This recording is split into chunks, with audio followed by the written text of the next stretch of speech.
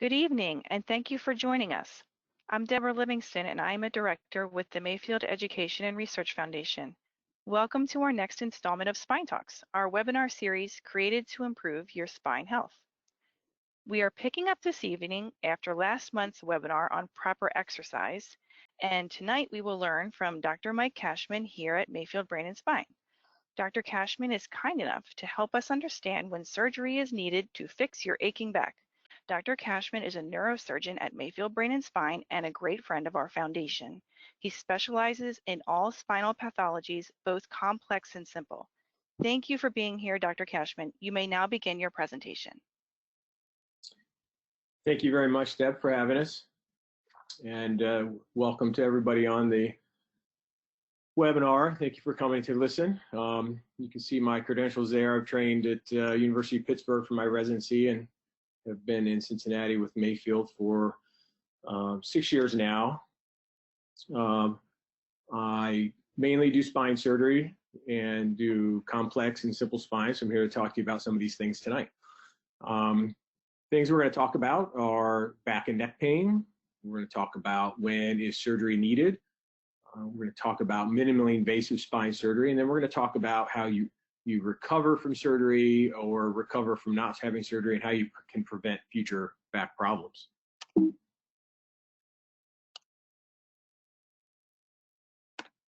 Back pain. 85% of people experience acute low back pain at some point in time. Most of it gets better and resolves in 3 to 5 days on its own. It's just a common problem, and all of us experience episodes of low back pain. But we all know the typical rest, relax, take some ibuprofen, maybe some ice, and things get better in a few days. What causes back pain? Back pain can be mechanical in nature, usually muscle and joints. You have an arthritic back, you get arthritis in the back, just like we get in our hips, in our knees, and in our hands. You get degenerative joints in the back called facet joints, and I'll show you those in a little bit on some other pictures. You can have instability in the back where bones are slipping, called the spondylolisthesis. You can have a broken bone, like a compression fracture. All of these things can lead to back pain, but mostly it's more muscle and joint pain. Neurogenic or pinched nerve pain, it's a little different. That causes pain that usually radiates down a leg or the arm. Oftentimes it can start as back pain and then kind of settles into the leg or the arm after a couple of days. Usually then that becomes the most prominent symptom, and that's commonly caused by a herniated disc or a bone spur. We also have something called myelopathy. If you pinch the nerve in the back or the neck, you get radiculopathy, and that's pain or numbness radiating down the arm with or without weakness. Myelopathy is a little different. Myelopathy is when you have compression of your spinal cord. That oftentimes is not painful, and it can be quite subtle, and you can have that for quite some time. And that can present with numbness or tingling in the arms or legs, difficulty walking, difficulty using the hands, such as having difficulty picking small things up, or your handwriting's off, or you're dropping things. So we call that numb, clumsy hands. That's more of a sign of myelopathy. And people can have it for quite some time because it's not pain. Our brain is hardwired to respond to pain, not so much numbness. So that one people tend to have a little bit longer than usual. Here you can look at your spine motion. I often tell my patients the spine is a dynamic organ. It doesn't sit in one place. So oftentimes we get a MRI or an X-ray. It shows the spine in one position. So I like to get X-rays of the patient standing and moving because it often shows different pathology. And you can see there are discs in the neck or discs in the spine that are the padding in between the bone. There are facet joints that have big, thick ligaments that help restrict the motion there, and your spine moves when you flex and extend and you stand. Here you can see a normal anatomy of the spine, and you see the nerve coming out that hole there that says the nerve canal, or it's called a foramen. Foramen means hole. That canal is where the nerve is coming out, and that comes out and then runs to your leg or your arm. This has very normal disc height and normal foramen size. When we get degenerative changes in the back, the discs start to collapse, which narrows that foramen or that hole where the nerve is running. The facet joints become a bit arthritic, and those two things come together, start pinching the nerve, and we get pain. This drying out of the disc, you'll often hear called degenerative changes or degenerative disc disease. I don't particularly like the name degenerative disc disease personally, because that's like saying we get wrinkly skin disease as we age. It's a natural aging process of the spine. It happens to everyone. Sometimes it causes pain, sometimes it doesn't. We also have a process called spondylolisthesis in the back, which is very common, where we develop some instability in the back. This is when one vertebrae slips forward on the other and becomes out of alignment. That causes back pain. And oftentimes people have this for many years with on and off low back pain. And then they usually present when it starts kinking the nerve or pinching the nerve, causing the pain in the arm or the legs. Here's a cross section through the spine, looking at the disc space. You can see the discs are made of these concentric rings of cartilage with a soft nucleus in the middle. As we age, those rings of cartilage start to dry out and you get a little fissure in there, and that soft nucleus will push out and pinch the nerve. This is an example of a disc herniation, pinching that nerve, which causes pain. The nucleus ruptures through that annulus and irritates the nerve. You can also get that pinching of the nerve from spinal stenosis. As we age and the spine becomes a bit degenerative and arthritic, the joints get thicker. You imagine arthritis in your hand, your knuckles get kind of big and fat. That happens in your back. The ligaments get thickened, the disc bulges, and all three of those things start causing stenosis or narrowing of that spinal canal, which causes compression of the nerves.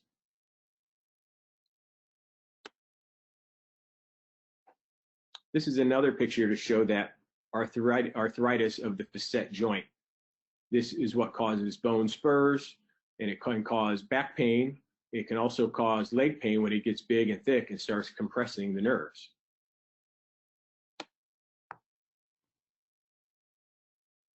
Here's another view showing the facet cartilage. On the right, you can see normal cartilage that allows motion, has ligaments holding all of that together, and usually a little lining called synovium, or fluid in there called synovial fluid that allows for normal lubricant and motion of that joint.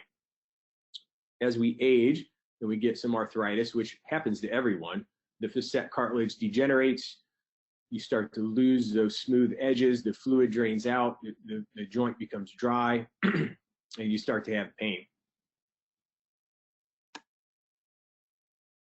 There are nerves that feed that area. They're called the medial branch sensory nerves, and when those joints get arthritic and inflamed, they start to cause back pain. There are some procedures where we can inject those nerves and deaden those nerves, or even burn those nerves through something called a rhizotomy to help treat that pain. Unfortunately, they are peripheral nerves there, and they tend to grow back. Question for everyone. And I get this question a lot. My back pain is off the charts. Something seriously must be wrong. True or false? Let's say false. Only about 5% may end up benefiting from surgery. So most people that get isolated low back pain, as we said in the earlier slide, it usually gets better on its own in 3 to 5 days. Surgery for back pain is difficult. We have to have certain diagnosis. We have to have certain pathology. So just because you have back pain does not mean we're going to operate on you. And if anybody is quick to operate on you because you have back pain, you might want to seek out a second opinion. Surgery is only indicated if you have a particular condition that has known reliability to benefit from surgery. So we're very constrained about who we operate on and why. We have to have a good indication, otherwise your outcome is not going to be good. Can this be an emergency? Usually not. Most episodes resolve without the need for surgery or hospitalization. We get many calls throughout the week of people who have back pain that we treat with some oral steroids or just some Tylenol or ibuprofen in time with some rest, and maybe ice to the back is very good. A lot of people use heat But I think ice is much better. It really calms the inflammation down and helps with the nerve pain and for acute low back pain. It can be a more serious problem, however, if you have certain signs or symptoms. If you start having weakness in the leg, such as a foot drop, or weakness in your hands they're numb or clumsy and you're having trouble using your hands.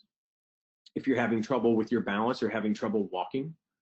There's a certain syndrome called Aquinas syndrome, which can cause difficulty with urination, can cause what we call saddle anesthesia or numbness in your groin, can cause difficulty with your bowel or bladder or your bowel as well.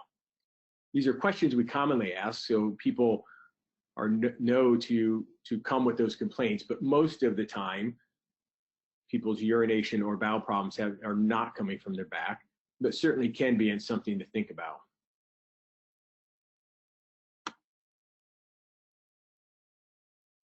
Diagnostic workup.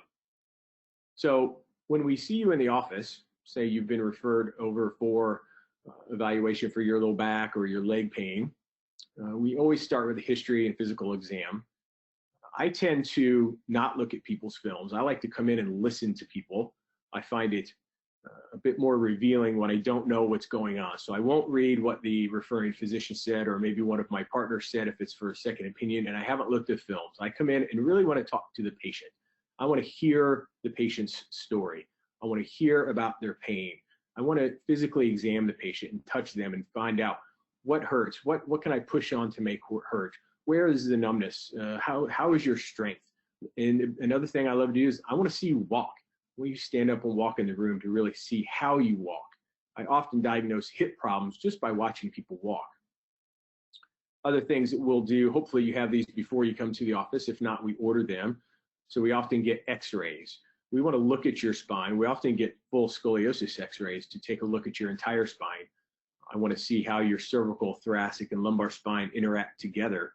Because if you just get lumbar x-rays, you may be missing part of the picture. We often do flexion and extension x-rays with you leaning forward and leaning back for your neck or your lumbar spine to see if you have any evidence of instability. Well, oftentimes we'll then get more in-depth imaging with an MRI. MRI is a magnetic resonance imaging that really looks at soft tissues very well. We can see the nerves, we can see the discs very well. We can see that soft tissue pathology. Sometimes people can't have an MRI if you have a pacemaker or a defibrillator or some type of metal in your body that would prevent you from having an MRI. In most hips and knees, you can have an MRI. So if you can't, sometimes we get a CT myelogram. Sometimes we get that anyways because it gives us a better look at the bony anatomy. We can physically see the nerve being pinched. A myelogram is when we do a spinal tap and put a needle in the back and we put dye in and around the nerves in the spinal fluid. Then they kind of hold you a little upside down a little bit and let that dye float up into your neck. And then we take some x-rays and a CT scan to take a look at the nerves and the bony anatomy. Another study that we often use is called an EMG. An EMG is where we put needles into the arms or the legs and we can test the nerves and test the tracts of the nerves up and down the arm to see if you have compression somewhere that's not in the neck or the back. Sometimes people have carpal tunnel syndrome or ulnar neuropathy, so they have nerve symptoms, but they're compressed in the arm elsewhere and not in the neck. Oftentimes, we get a bone density scan, also known as a Dexa scan, to take a look at your bone quality. Since many of the procedures we perform require instrumentation, we want to know, can your bone withstand going through that type of surgery with a cage or screws? Sometimes we'll do a nuclear bone scan to see if different joints light up on that scan. They may turn hot on that scan so we can see where the pain generator might be coming from. All of these tests are really trying to find the pain generator. So by examining you and going through these images, we can try to find what exactly is causing your pain.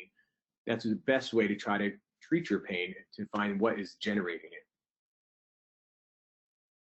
If we took, and I often say this, and this is why I look at people before I look at the films, if we took 170-year-old people off of the street and did MRIs and CT myelograms, we would see all kinds of degenerative pathologies in their back and oftentimes they have no symptoms. So we're not treating the degenerative pathology. We want to find the pain generator for what's causing your symptoms.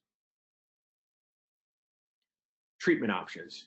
Well, hopefully we can all stay on this circle in the healthy back area where we're really focusing on nutrition, having a healthy weight, keeping good posture, core strength, and exercise. When your back is feeling good, you tend to forget about these things. We only think about our spine when it becomes painful. So if you're having a healthy back and feeling good, you want to focus on that side of the curve to really keep yourself out of the painful back side of the curve. So once we have a painful back, we start using simple anti-inflammatories, pain relievers. We try to keep away from narcotic pain medication if we can. We look at ice, movements, different medicines, maybe medical massage. Exercise is actually good, even if it hurts some. Chiropractors certainly have good healing touches, and I think they are good in dealing with these things. I think formal physical therapy is our best option. The therapists are so very intelligent about the work they do. The therapists can often make the diagnosis without having any imaging because they're so used to seeing people with these problems. They oftentimes can diagnose something like sacroiliac joint pain or piriformis syndrome, which really aren't of the spine, and they can treat them quite effectively in the office. If we do identify a spine pathology, we can start doing some injections, epidural steroid injections that help calm down the inflammation and buy time for the body to heal itself. We can do facet injections to try to see if we can diagnose which joint is causing your pain. I spoke about sacroiliac joint pain. It's a common cause of low back pain. We're not going to talk about this one too much today, but is a common one that even I have myself. It causes a lot of low back pain. We can do injections into that. If we find a painful joint or SI joint, we can do radio frequency ablation and burn those nerves around that joint to help treat pain.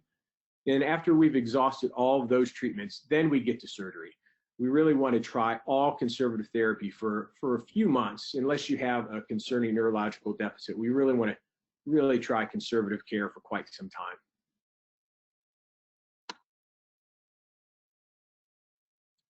So this is a slide talking about our steroid injections and what it looks like. The needle is going in and around the nerve. So the left one is showing in the cervical spine. We put a needle on the side of the neck to come right in by the nerve, and it shows that painful nerve root where we're going to put that steroid medication. The steroid doesn't make the bone spur go away. It doesn't make the disc go away. It really calms the inflammation down and gives time for your body to heal on its own. As we tell often to our patients, 80% of the time that pain will go away on its own after a steroid injection or some therapy, and you won't need surgery. 20% of the time you will need surgery.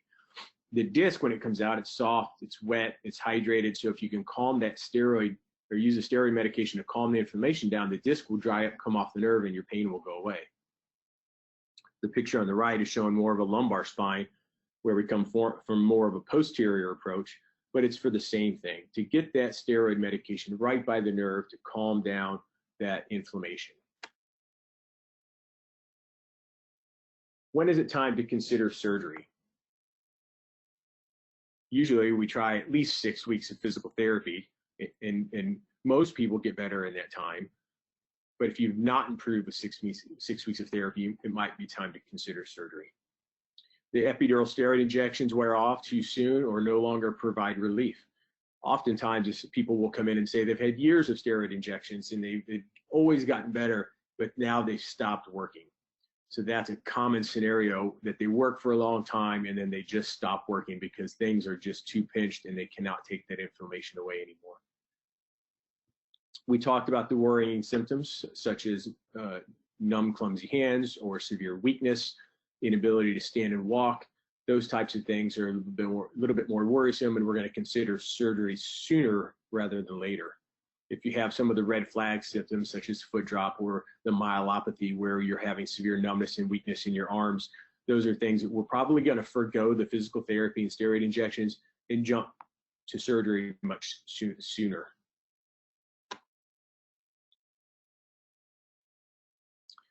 Types of spine surgeries. We do a whole lot of different surgeries. We have different ways to address different pathologies, and it really depends on what your pathology is. We can do simple decompression, which is what we always prefer to do. We can do something called a laminectomy, and I'll show you those in pictures here in a few minutes, or a foraminotomy. That foramen is where the nerve comes out. So that's really removing bone and ligament and some of the medial part of the facet joint to take the pressure off of the nerve. We love to do decompressions because they're usually short surgeries, very quick for the patient, easy recovery, and usually give significant pain relief without having to do a fusion of the spine. Discectomy is a similar thing where we do the same decompression, but then we move the nerve to the side and remove the herniated disc. Sometimes we can put an artificial disc replacement in, but that technology is not perfect at this time. Certainly better in the cervical spine than in the lumbar spine. Sometimes when we have to remove enough bone or enough ligament, we cause instability and we have to do a spinal fusion operation.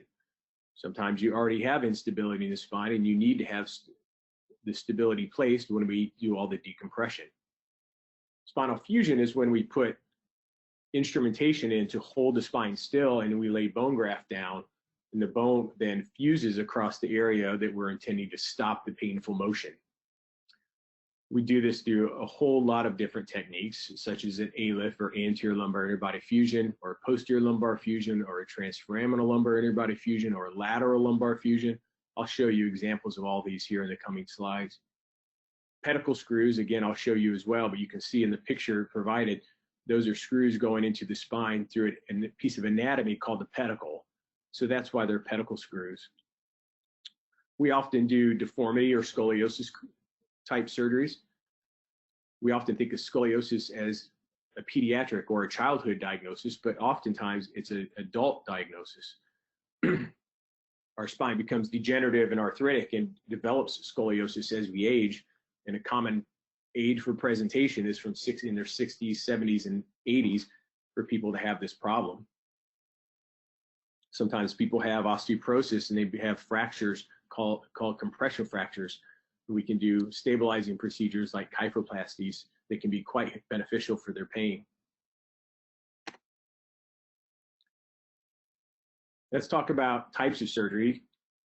We can do open surgery, which you see on the left. Open surgery involves larger incisions. We're really having to dissect or cut the muscle off of the bone. It tends to be more blood loss, longer hospital stay because you're having more pain, and more drainage. We have to leave drains. The cut tissues drain a lot of fluid, and just in general takes more time to recuperate. What we really try to do more often, and sometimes we just still have to do an open spine surgery, but most of the time we do more of a minimally invasive surgery, or you'll hear called MIS for the minimally invasive surgery. They're much smaller incisions. They tend to be muscle splitting, so we tend not to have to cut the muscle off of the bone. We can just separate the muscle to get down to the area of pathology. We use tubular retractors, as you see on the right, and I'll show you a better picture of that coming up.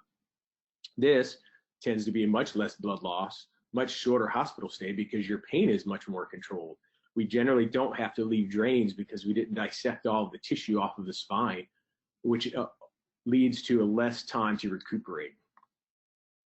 You can see in the midline showing to get to the same pathology without a tube, we have to do a 3-inch incision, where we can do a small 1-inch incision with just using the tube.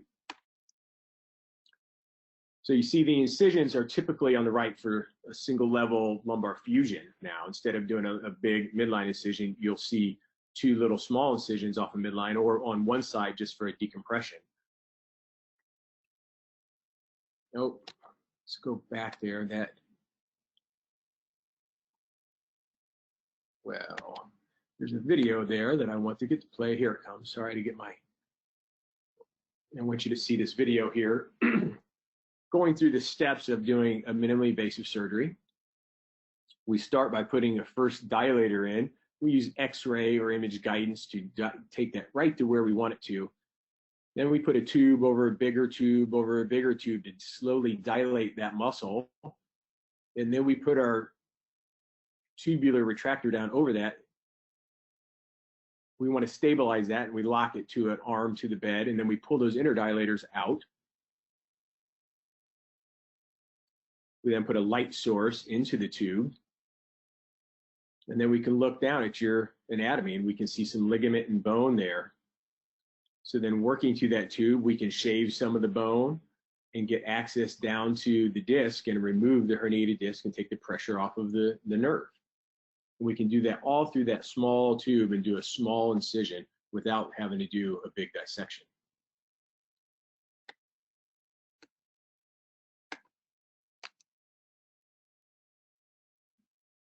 Goals of the surgery. Every surgery has a goal. You have a start and a finish, and our goals of the surgery are to decompress the nerve. We want to remove the disc, the tumor, or the bone, or the ligament, or the compressive pathology. We want to remove the pinching of the nerve. You can see up on the picture on the right, top right, you see the pinched nerve, you see the collapsed disc space, you see the bone spurs coming off of the facet joint, all compressing the nerve, and we want to remove that compression.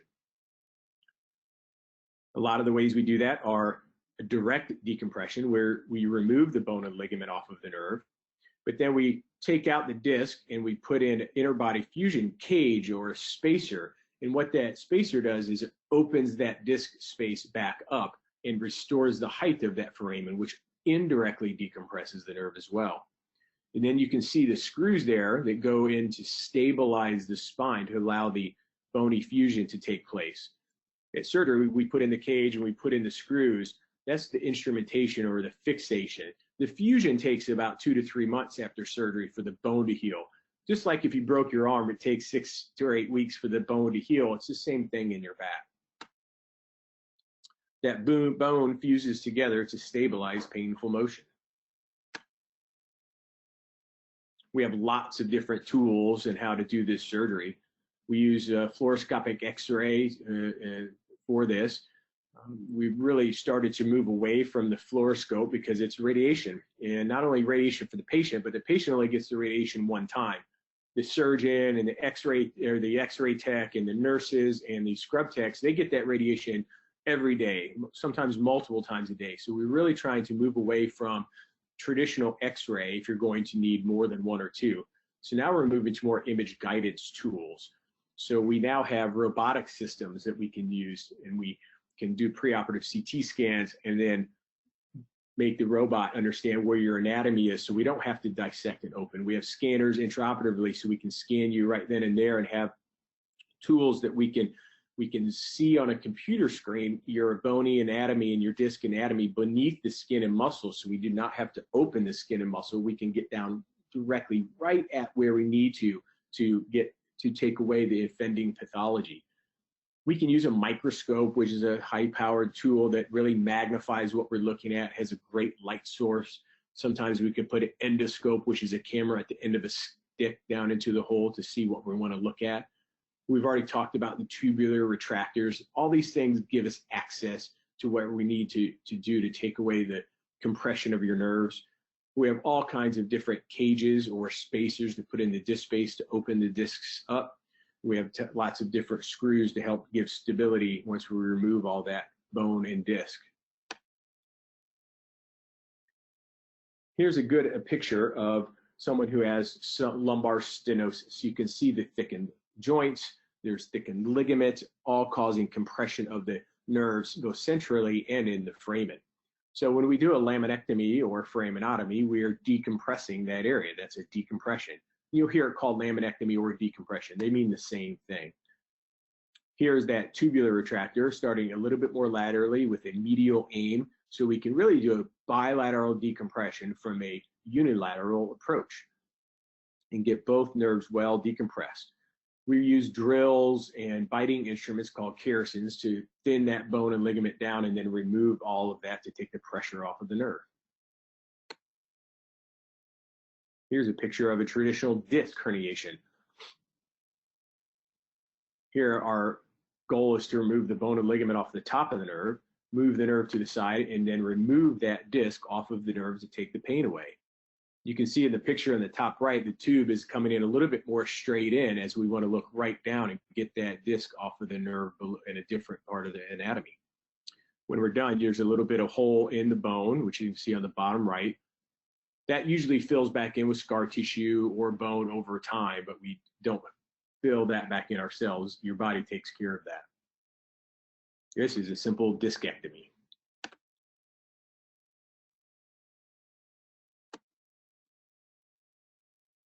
I love this slide. This slide shows the many different ways that we have to access the spine.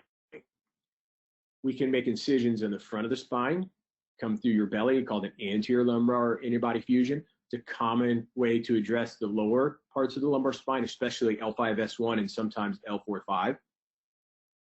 Oftentimes for that approach, we have to use a vascular surgeon as your blood vessels are there.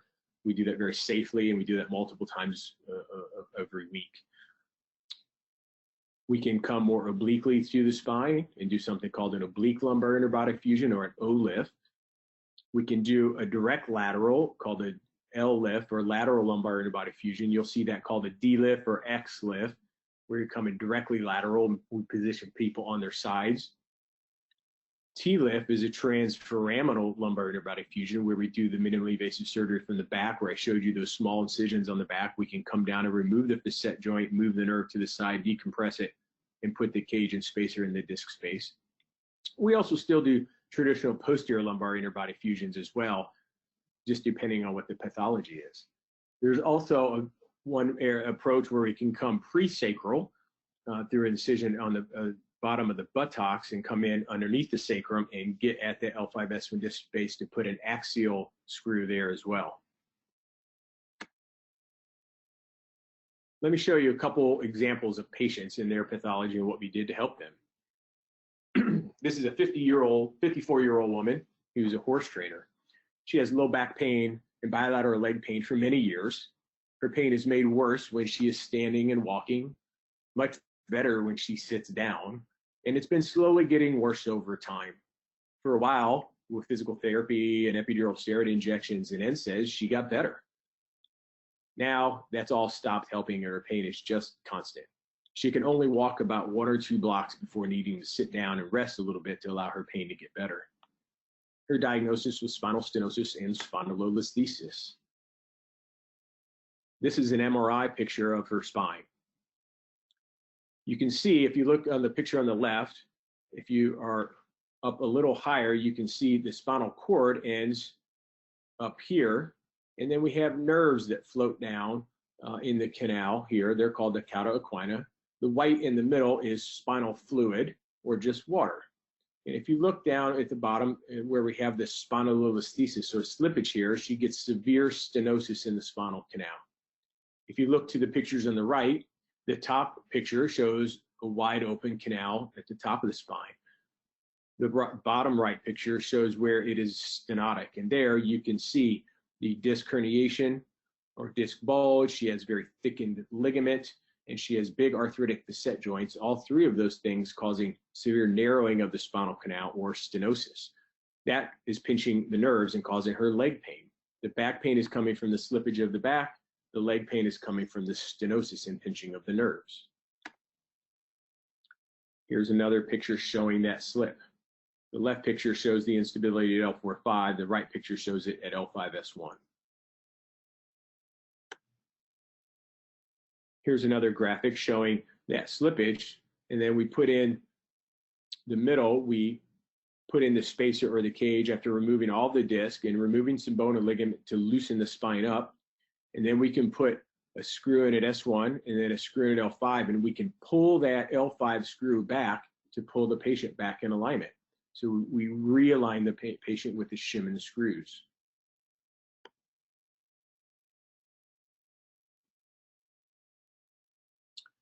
Here's a picture of that same procedure doing this transforaminal lumbar interbody fusion, or T-lift, T-L-I-F. You can see the retractor placed on the left and gives us access directly at the area that we need to look at. Through that tube, we can then remove everything in the green on the right picture and take the pressure off of the nerves. If there's a disc there, we can remove the disc. If we're going to do a fusion operation, we remove the nerve to the side and take out all of that disc, and then pack that disc area with a cage and bone and to allow for bone to grow through there. We have all kinds of different instruments that are angled They go up and they move down, and we can get into that disc space and remove all of that disc through an opening in that annulus to take all of the pressure off of the nerve for a direct decompression, and then take out the rest of the disc to allow for the bony fusion to take place. So here's a picture showing that cage. On the left is a picture from the side view with the cage and the screws. On the right, you see that cage packed into the disc space, and with the red is all bone graft that we push in there to allow bone to grow through that disc space. So you can see the cage on the left, it's filled with bone graft in the middle of it, and the bone grows through it and around it to stabilize the spine. You can also see the picture on both pictures, the pedicle screws. Again, the pedicle is the bony anatomy that the screw goes through to give stability to the spine. We put the screws in multiple different ways, and this is showing how we target the anatomy. Here is a significant slippage at the L4-5 level. Here it is with the screws in place. And then you can see how we can move that spine back and bring that screw, and we'll go through that one more time because that's so powerful to watch that. Look at the top screw. The rod is in the bottom screw, but it's not in the top screw, and we can force it down into that and pull the entire spine back. That is so powerful, and to bring that spine back in alignment and to stabilize that person's painful slippage through two small incisions that you see on the right.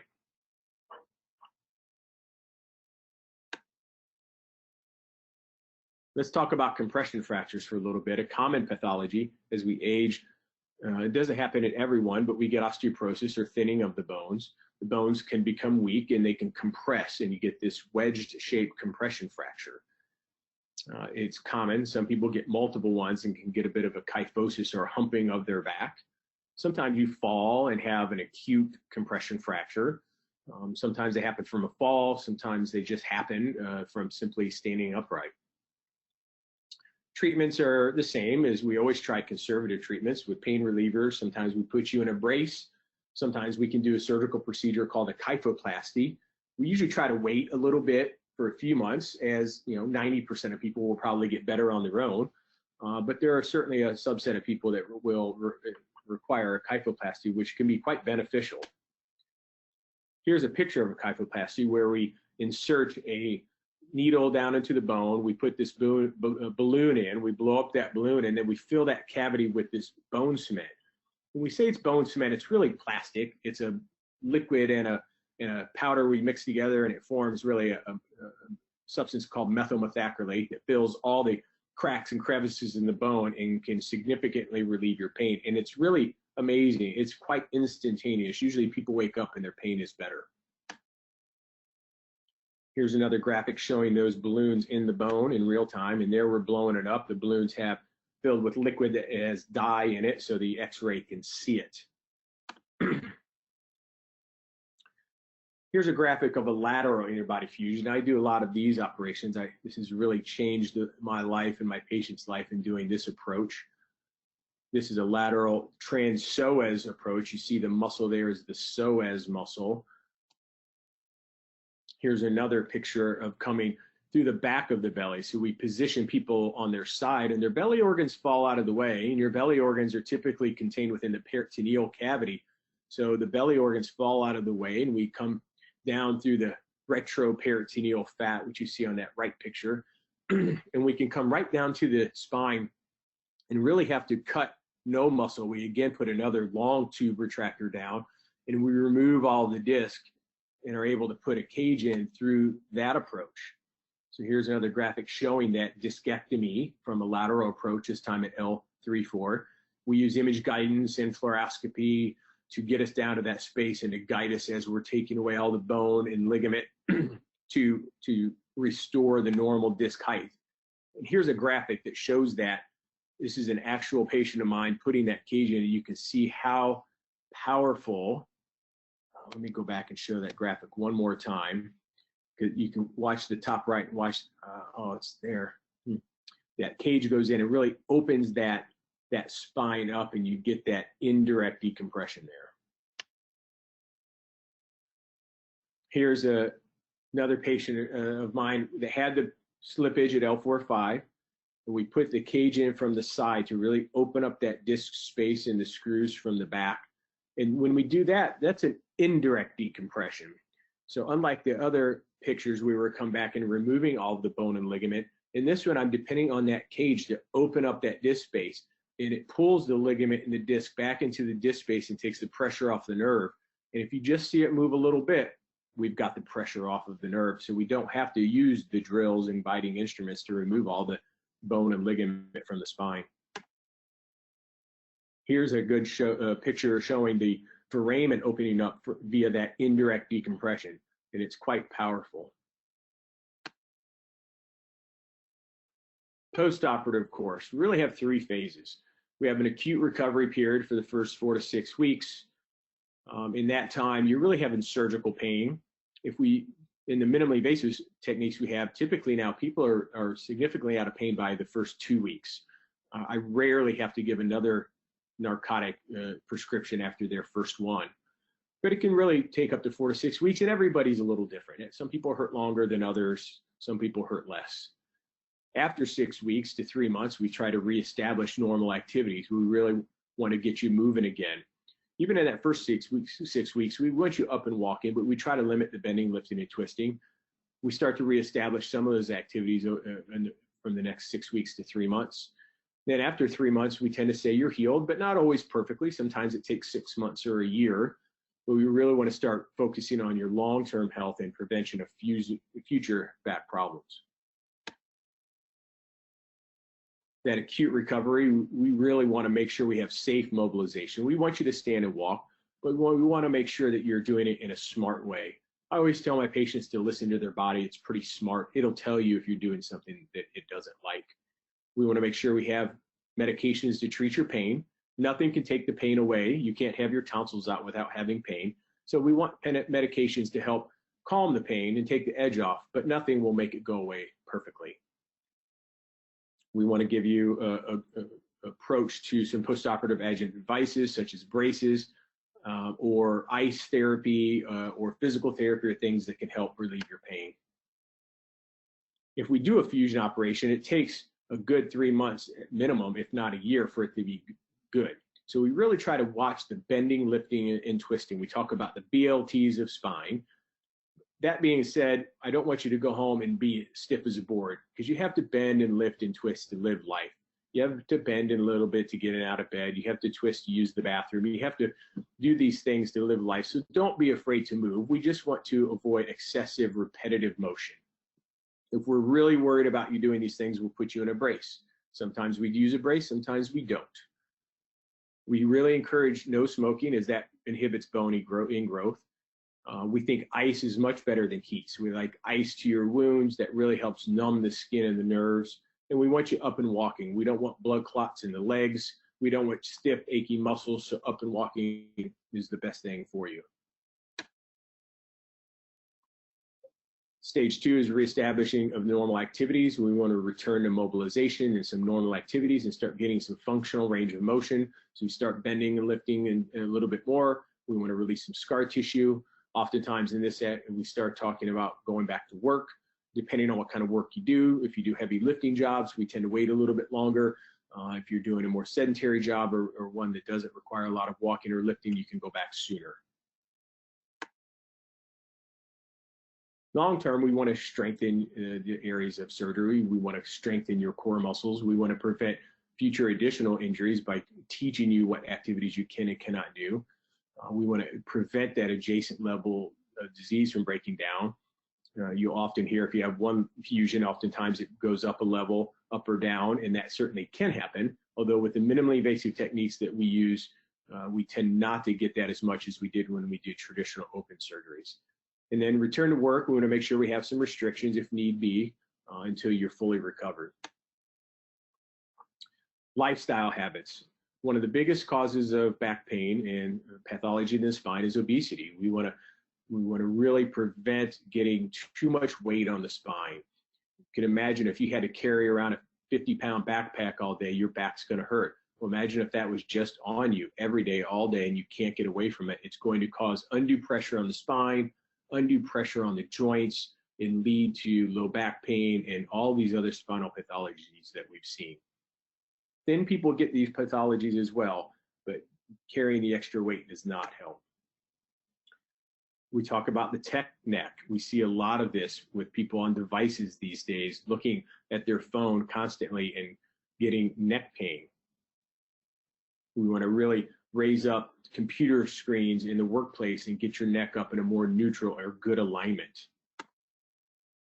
Smoking leads to osteoporosis, disc degeneration, slows the bone growth, increases fractures. The smoking is just bad for your body all the way around. It inhibits blood vessels from growing and healing areas. So if you're a smoker, that's one you really need to stop. We really want to announce, you don't have to live in pain. Certainly an ounce of prevention is worth a pound of cure. And if you're having a good, if you have a healthy back now, we want to keep you there by keeping the weight off and making sure you're not a smoker, watching how you lift and how you bend and how you twist to prevent these problems in the future. We have lots of tools in our tool shed to fix your problem. There's many different ways to approach the same problem. And if you don't like what you're hearing from one surgeon, go get another opinion. No patient is the same. We have to match the right surgery to the specific problem and specific patient. I have many ways that I can fix the problem, and I often talk to patients about this. You may have an L4-5 spondylolisthesis, and I probably have 4 different ways that I can fix it. Let's figure out what's best for the patient. Surgery can get you up and walking and enjoying life again. All right, I think we have time to move on to our question and answer portion of the presentation. Thank you. Thank you, Dr. Kachmann. That was wonderful. I personally learned a lot, and I've been here for a number of years. Here's a question. How aggravating should a sciatica be before one tries a steroid injection? The pain should be pretty bad, although oftentimes we'll see people and they'll have pain for a short period of time. So we try not to jump straight to the steroid injection. But the pain, if it's gotten better, so in 3 to 5 days, a week, if pain is better, we would hold off on a steroid injection. But I would say moderate to severe pain certainly would warrant a steroid injection. Okay. What is used for disc replacement and for the lumbar region? How well does it hold up? So disc replacement, there's 2 things that come to my brain. So one, we used to have an artificial disc that we did for the lumbar spine, and that could be referred to as a disc replacement. Those did not hold up very well, and there was a lot of failures, or they went on to fusion anyways. So that technology has really gone away. We're not doing a lot of lumbar disc arthroplasties or artificial discs in the lumbar spine. Most of the pathology that we treat in the lumbar spine is now fusion. And so there's lots of different cages or spacers or bone grafts that we can put in there, but they all essentially do the same thing. So I think most of them are very good.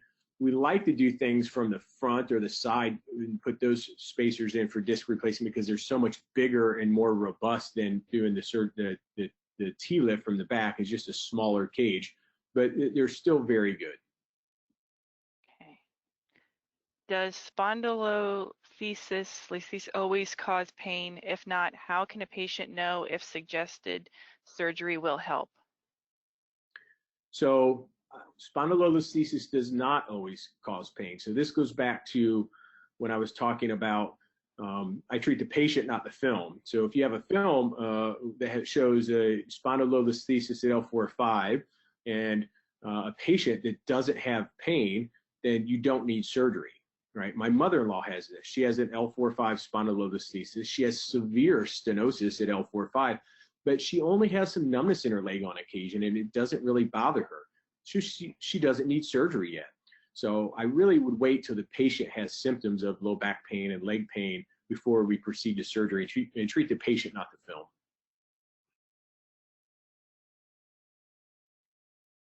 Okay. When is stimulation appropriate? So I assume they're talking about a spinal cord stimulator. It's a popular device, commonly used in people. There'll be differences in opinions on those. The pain doctors tend to put them in, although there are a lot of surgeons who put them in as well. So I personally think a stimulator is when you have failed any other therapy. I would say the spinal cord stimulator is kind of the last tool in our tool shed to say, all right, we've got something in our hip pocket that works really well. It works really well for leg pain. It works moderately well for low back pain. So I'm not a huge fan of low back treatments from it, although there are people who get some pain relief from it. It's not as good as for leg pains.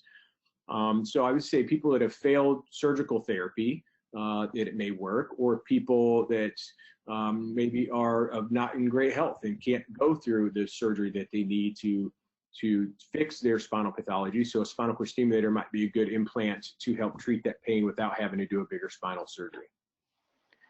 Great, and I will note we do have a Spine Talks webinar devoted to this topic in January. That is on January 13th. Do all surgeons at Mayfield have the same opinions on what is appropriate? Yeah, well, to get what do we have, 14 or 15 surgeons to get us all to agree to treat the same pathology in the same way just doesn't happen. So I would say, no, we don't all have the same opinions, but that's the great thing about working in a big, diverse group. All my partners are very good. I trust all of them very much, but we all may look at the same person or pathology and have a slightly different opinion about how to treat it. It may be your skill set. It may be the way that you were trained. And sometimes it's hard, like you'll get a different opinion because they have only looked at the film and they haven't actually got to see or meet the patient. So we will definitely have differences in opinion about how to treat the same thing. Doesn't make one right or wrong. It's really a dialogue between the surgeon and the patient to come up with what is right to treat them. And I always say there's not enough second opinions in the world of spine surgery. I think if you're not comfortable with what you're hearing, get another opinion. And we're pretty comfortable within Mayfield of you seeing one of our partners and get another opinion. And if you want to go outside of the group, you can go outside of the group and get another opinion as well, though I think we provide the best spine care around. Okay, great.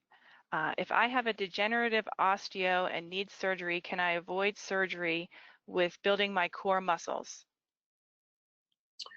It can certainly help. The problem is the musculature around it has already been probably weak and has allowed the pathology to occur to where you have the instability or you have this severe arthritis that's now compressing the nerve. So increasing the musculature around it at this stage is probably too late. It's probably the pathology has already happened. So we need to think about these things when our back is healthy and we're not having these problems and keeping a nice strong core. So it certainly isn't going to hurt, and it will make you and help you recover better after surgery. But oftentimes at this stage, core strengthening isn't going to just make it go away. If you have that and you're having back pain and some arthritis, oftentimes losing significant weight, if you have some weight to lose, that can help significantly with your back pain. Okay, great. The screws are titanium question. Does the cage ever need to be removed later? So most of the hardware we use is titanium. The screws are titanium. We don't use stainless steel anymore. Sometimes we use cobalt chrome rods, but usually the screws are made out of stainless steel. The cages hopefully don't need to be removed, but sometimes they do. Sometimes the bone doesn't fuse right and bone collapses around them, or they get a non-union. So we have to go in through an anterior approach and we can remove that cage and redo the fusion. So it's not ideal to have to take the cages out, but occasionally we do have to do that. Okay, great. What flexibility restrictions do you have typically? Still swinging a golf club possible? Absolutely. We have a lot of golfers in our practice.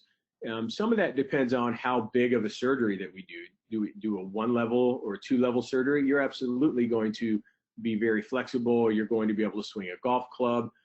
If we have to do a bigger scoliosis type surgery, that may or may not be a reality to be able to swing a golf club real well. You'd be able to use an arm swing, but you're not going to rotate your body very well. So we really try to have realistic expectations. and realistic outcomes, then that's if we do a fusion. If we're just doing a decompression, such as a laminectomy or a discectomy, you're absolutely going to get back on the golf course. Great. Actually, we have a similar, can I still access the exercise webinar? The answer is yes, you can access that webinar and this evening's webinar at mayfieldfoundation.org. Here's another one. How long can one use a chiropractor as a treatment method? Well, for a long time. I mean, chiropractors have great healing touches, and they can really help their patients.